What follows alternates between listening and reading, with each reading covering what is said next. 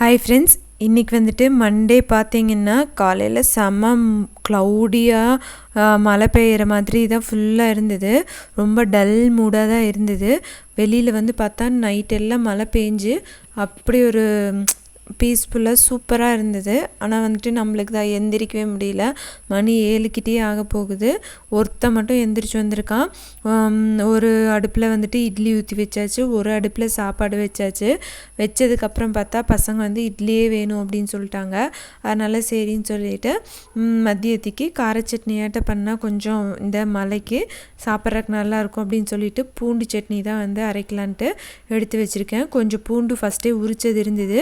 நல்ல பெரிய பெரிய பல்லாக வந்துட்டு பூண்டு வந்து இங்கே விற்றாங்க.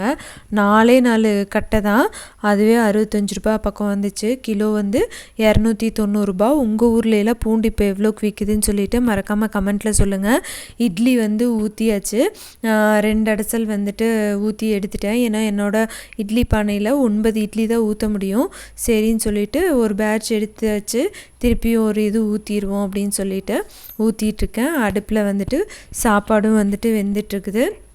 காலையிலத்துக்கு கார சட்னி, பூண்டு கார சட்னி, அடுத்தது ஹஸ்பண்டுக்கு தேங்காய் சட்னி ரெண்டும் அரைச்சி வச்சிட்டோம்னா பசங்களுக்கு கார சட்னி மட்டும் கொடுத்து விட்ருவேன். சாப்பாடும் வெந்துருச்சு. வடிக்கிறதுக்கு எடுத்து வச்சுட்டு சட்னிக்கு தாளித்து விட்டுடலாம்.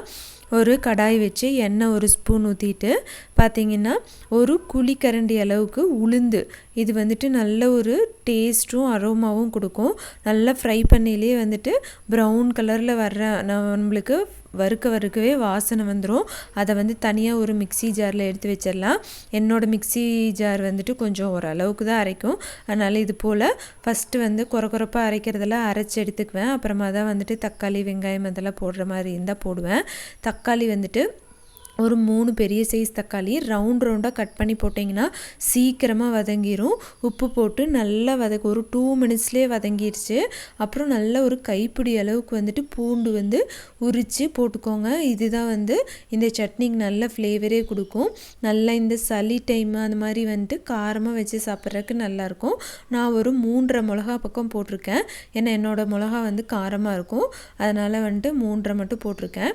அந்த உளுந்து எடுத்தோம்ல அதை வந்து ஒரு சுற்றிட்டு கொஞ்சம் ஒரு பிஞ்ச் அளவுக்கு பெருங்காயத்தூள், ஒரு 1/2 ஸ்பூன் அளவுக்கு காஷ்மீரி மிளகாத்தூள் போட்டு நம்ம இப்போ வதக்கி வச்ச அந்த தக்காளி பூண்டு கருவேப்பிலை பேஸ்ட்டு வதக்கினதையும் போட்டுட்டு ஒரு குழிக்கரண்டி அளவுக்கு புளி கரைச்சி வச்சது சேர்த்து நல்லா மைய அரைச்சிட்டு வந்துடலாம். அந்த காஷ்மீரி மிளகாத்தூள் எதுக்குன்னா ஒரு கலருக்காக தான். இல்லை உங்கள்கிட்ட இல்லைங்கிற பட்சத்தில் நார்மல் மிளகாத்தூளே போடுறனாலும் போட்டுக்கலாம். இது மிக்ஸி கழுவுன தண்ணி எல்லாமே ஊற்றி கலந்ததுக்கப்புறம் எண்ணெய், கடுகு, கொஞ்சமாக உளுத்தம்பருப்பு, கருவேப்பிலை தாளித்து கொட்டிட்டோம்னா நல்ல வாசனையான பூண்டு கார சட்னி வந்து ரெடி ஆயிடுச்சு. பசங்களுக்கு எல்லா டிஃபன் பாக்ஸுக்கும் வந்துட்டு போட்டு வச்சாச்சு. எல்லாத்துக்குமே வந்துட்டு பேக் பண்ணி எடுத்து வச்சா ஹாப்பியாக எடுத்துகிட்டு போயிடுவாங்க. ஏன்னா இன்றைக்கி டிஃபன் ஐட்டமில் காய் எதுவும் கொடுத்துடலைன்னு சொல்லிட்டு ரொம்ப சந்தோஷமாயிடுவானுங்க. பாப்பாவுக்கு ஒரு உருளைக்கிழங்கு சிப்ஸ் மட்டும் போட்டு அவளோட ஸ்நாக்ஸும் வந்து எடுத்து ரெடி பண்ணி வச்சாச்சு. ஒரு 11:30 பக்கம் பார்த்தா ஹஸ்பண்டு எல்லோரும் கிளம்புனதுக்கப்புறம் நான் சாப்பிட்டுட்டு 11:30 கேட்டால் மழையும் பயங்கரமாக பெஞ்சிட்டு இருந்தது.